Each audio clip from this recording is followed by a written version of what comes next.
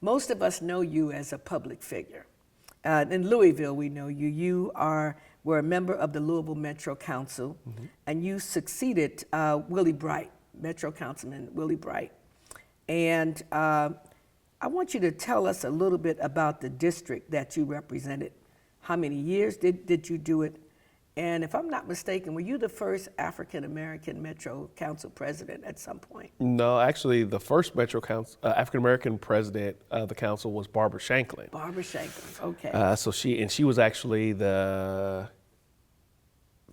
third president of the council, I believe. Okay. And so, well, yeah, but I was the second after her. Okay, okay. Now tell us about that district, and tell us a little bit about Willie Bright. I think people ought to know a little bit about him and how you ended up stepping in after him. So the district itself is essentially all of downtown Louisville and the neighborhoods that bordered downtown Louisville to the east and to the west. So you had the central business district, which comprised of the convention center, all of your different office high-rise buildings. You had, this was before the Yum Center was built, before some of the major hotels that you see there now were built. So that's where you had a lot of the central business activity took place there. And then the neighborhoods on both sides were on the eastern side of the district was the Beecher Terrace.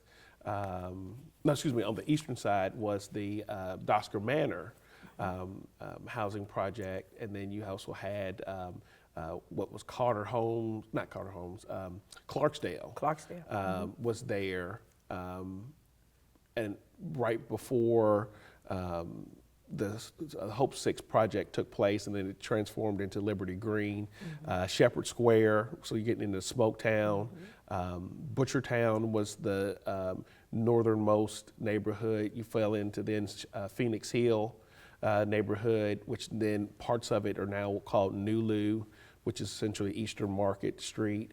Then you came down further south, and that's when you got into then Smoketown, and then you went into the Shelby Park neighborhood, and then you went into the Germantown, Snitzelberg area all the way down. The furthest south point of it was kind of close to where the incinerator is, and then you almost got to the University of Louisville's campus. On the eastern half of the the western half of the district, that was Portland, and then I had Russell, and then I had the California neighborhoods. So and hospitals. Yeah, right. So all the hospitals downtown, and so I always told people I had essentially a small city was what I was representing, because it was economically as well as racially diverse. I had some of the richest of the rich, and I had some of the poorest of the poor in the district. I had to balance not only economic development issues, but also have to balance the needs of residents and neighborhoods and trying to make that vital and thriving. So it was a lot of fun representing the district. It's probably the most diverse district, wouldn't you say? I would say probably in all those aspects, in the truest sense of the word for diversity. That's what I represented, at the time on the council, because of all those different interests, that you had there with the council. So it was a lot of fun representing it. It was intellectually challenging to do it, and I think you had to have the right temperament in order to represent that district. To balance all of those interests, because you had the corporate interests, the people's interests. Right. A lot of stuff, and it wasn't Jefferson Community College also in your district? JCC was in there, and so all that, trying to expand that campus, that's in there. Then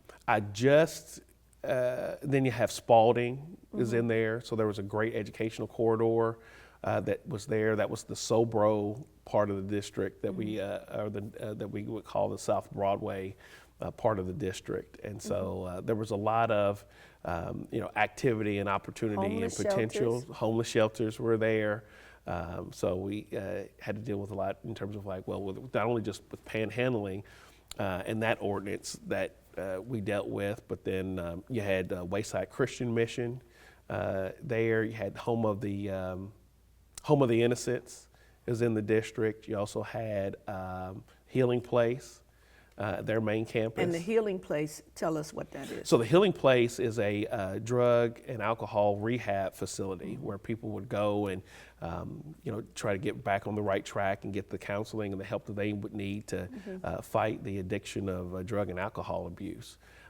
So we had that, and interesting. So you have across the street from there was the 502 Winery, which was a winery where they were making beer and which Fall City Beer started reproducing itself there, as well as 502 Wines, and then up the street then came Peerless Distillery, which they're producing bourbon and which started off as moonshine before they aged it and all that type of stuff.